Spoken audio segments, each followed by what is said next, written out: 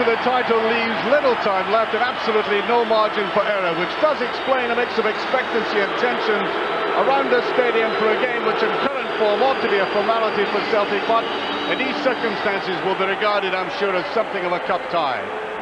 Well, that victory against Hearts kept their hopes alive, but it also took its toll. No Jonathan Gould, of course. Stuart Kerr, supposedly heading out of the door at the end of the season, takes his place.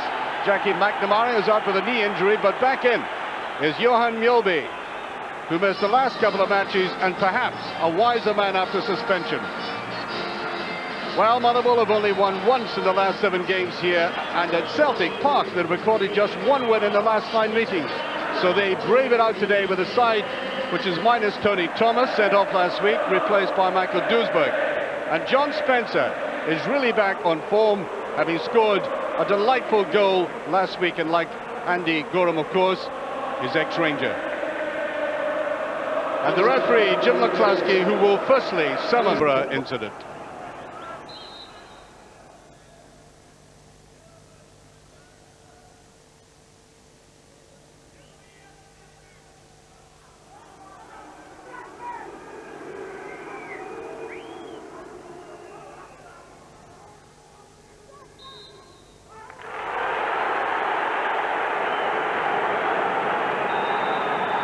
Last time they met, you felt at one stage somebody should throw in the towel as Celtic piled on 7 against 10 men.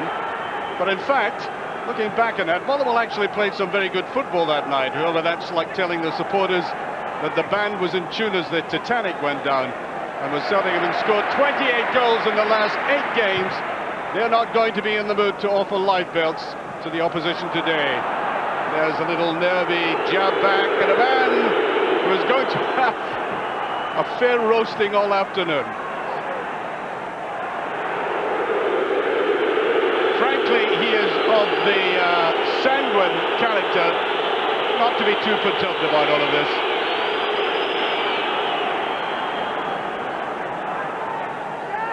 There's Billy Davis, vocal as ever, orchestrating the movements on the field, or at least trying to. Tom Boyd will certainly want to make his mark in this game. He's got intentions here. Can't get his shot in. Larsson comes down on it. And I think the Motherwell defenders are really annoyed with themselves that Boyd was allowed the latitude and the length of run that he made without any particular challenge.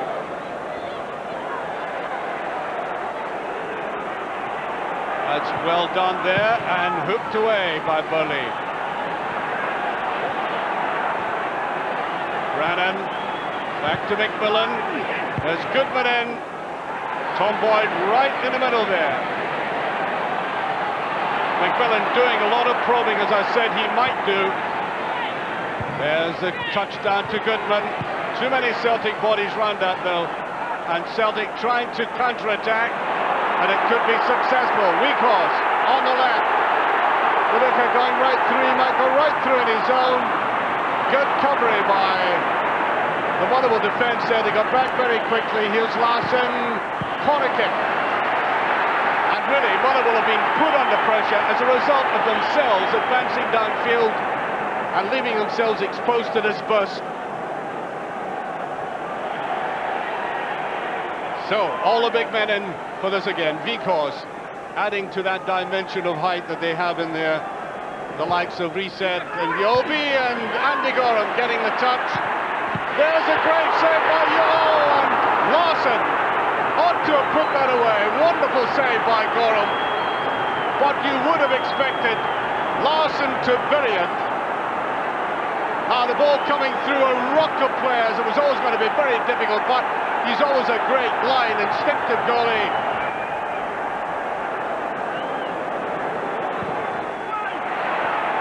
Larsson, beautiful little nutmeg, he does that so brilliantly. There's Viduka.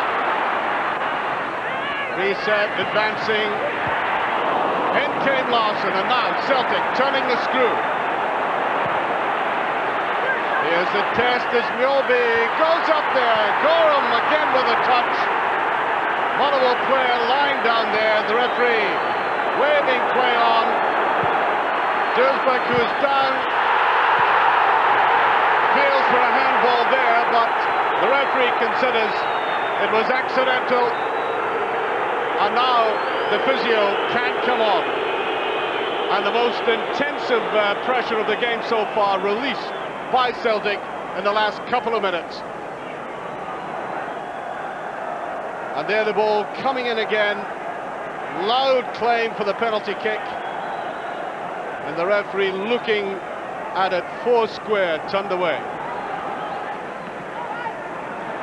Now Riseth. Nicely chested down Larsson, full of these little touches, and another one. Blinker. Motherwell filing back, there's the shot. And away eventually by Brannan. They really have organised themselves very well indeed, Motherwell in defence. Celtic so far have found it very difficult to carve out a clear-cut opening for themselves. Boyd. What a touch in it, and it's a brilliant save! Oh, that's a miraculous save by Goram. Well now, a man under intense pressure. And here's a dramatic exhibition of a man who hasn't let all that tension affect him. One of the saves of the season. But can Celtic put it in there? They can't. Well now, I wonder what went through Andy Goram's mind when he came to Celtic Park today. Whatever things he has perhaps recklessly done off the field, on the field he's always remained a consummate professional, and that was the best demonstration of it there. There goes the half-time whistle, and if Craig Brown has any nonce at all, he'll take into consideration the play of this man here. Look at what he's done today to foil Celtic. That double-barreled save, first of all, great to stop it. Amazing to get a rebound against the man who normally kills it from there. And then that stunning, a la Gordon Banks, stop there from that downbeat header by Scotland's leading goal scorer. I mean, what more can you do to convince somebody that this man, despite all the controversy, still remains one of the great goalkeepers? And that means a score at half-time, Celtic 0, Motherwell 0. Well, Andy Goram's brilliance for Pai, I think the signs were showing in the last 5 minutes of that first half that Celtic were beginning to take, as far as Motherwell are concerned, ominous command, raiding into that penalty area with a bit more aggression than they had been in the previous 20 minutes. And Motherwell have brought on Stephen Craigen. There he is. Youngster who'll be up against it in a second 45 minutes that I think will be even more torrid than the first. Well, the Celtic supporters might have been thwarted by watching Andy Goram making these superlative saves, but they are now giving it the full choral verve to inspire the side.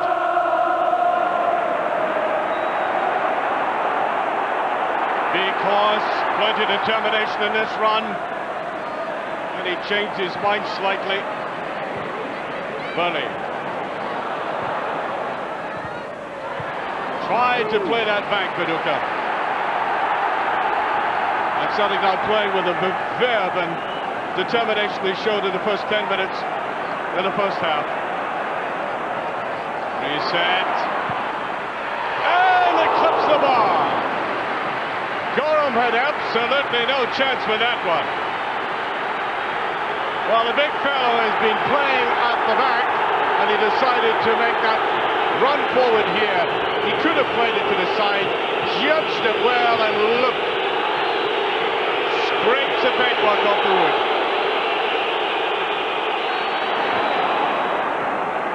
Spencer won't get it. He's got Riseth at the back. Now Blinker. Move from that wide left position. Annoni hasn't pushed forward all that much in the game. Burley, he'll let fly, and down goes Goram again.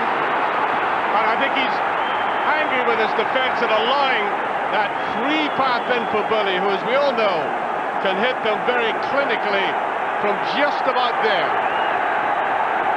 Parried again by Goram. Oh, I don't think there's any doubt that Celtic are disturbed by the absence of Paul Lambert. Simply cannot get going as fluidly in midfield. I think a great deal of Lambert's work goes unsung, but he adds solidity and predictability to Celtic's midfield. There goes Wieghorst. That's a decent ball again, and they're hobbling away. And there's a bit of a pull. That's a free kick. Stupidly conceded that time by McCulloch, and you'll get a booking for that. Larsson left with the responsibility of taking this free kick, and then puts it out there. It's going to be driven in, and that passes from Burley's shot. It passes Brattbakk. Really drove it in low.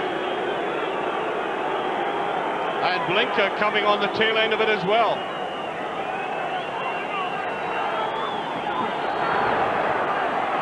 It was a bad corner kick.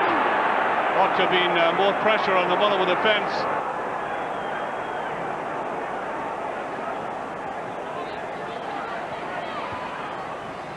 Still can't clear it effectively. That's a tempting one. Goram with the touch. Away goes Goodman. Behind it, Celtic get a penalty kick. The two players clashing there, right on the edge of the box. Brattbakk coming in, and Goodman losing his sense of discipline, going in after him. Watch this. Yes, indeed, that was a reckless tackler. Against Goram. In it goes. And this man is only 3 goals away from scoring his 60th for the club since he joined them. Celtic are 1-up. Well, he's delighted with that, because at this stage Celtic were beginning to get a little bit anxious. There's no doubt about that. And in it went, wrong footing Andy Goram. Viduka holding on to it again. Let's have that particular strength. Getting it off nicely. Blinker. Boyd, who suddenly got free there. Viduka looked as if he might fly at it. Oh, and he seemed to hit the ground more than anything else. Beautiful little combined movement there.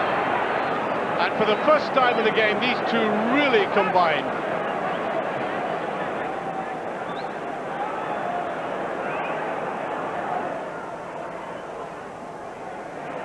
Straight to Spencer. One out there, neatly put down. There's a shot, and Kerr. Excellent save for a goalkeeper who's simply been a spectator for much of the game, and it says a lot of a goalkeeper to get down very quickly under telling circumstances like that.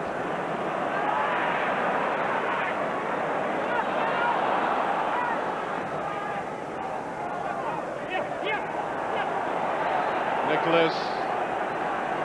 Several minds as to what to do here. Should be cleared by Burley, all right. Back to very good clearance. That's going to be a free kick. Yes, Larsson's going down in a crumpled heap that time with that challenge. Well, you see them both going for the ball at the moment, and then, oof, that really is hard. Right into the ribs by Teale. Down they go, and surprisingly no booking. Never be ending of this match for Celtic though. That's a better ball, McKinlay. Quite happy to drag the ball to the outside and get the corner kick. Now McKinlay. This could end it all, and does no! Once again, Goram's behind it. Wieghorst with that flying contribution. And I think for a moment, Andy Goram was almost mystified as to where this was going to end up himself. Kind of unconventional way, let that go down and then scooped it away. Blinker taking his time.